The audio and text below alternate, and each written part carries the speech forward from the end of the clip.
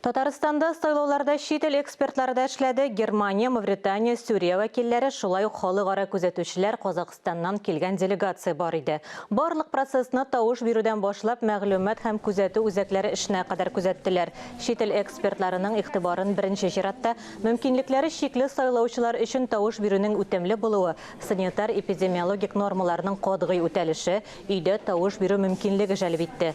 Тавыш бирүнең ачык узуын күзәтүчеләр камера аша аңа шулай ук шет ел экспертлары югары бәя бирде. Шет ел экспертлары район һәм шәһәр сайлау участокларында булды. Татарстанда узган сайлауларда күзәтүчеләр сыйфатында блогерларны катнашырга җәлеп иткәннәр иде. Алар социаль челтәрләрдә тавыш бирү барышын трансляцияләде. Әлеге тәҗрибә уңышлы булып чыкты. Бу сайлауларның барышын Россиянең барлык төбәкләрендә диярлек трансляцияләделәр. Инициатива Татарстанда да уңышлы кулланылды. Якынча һәр 100 күзәтүче блогер иде.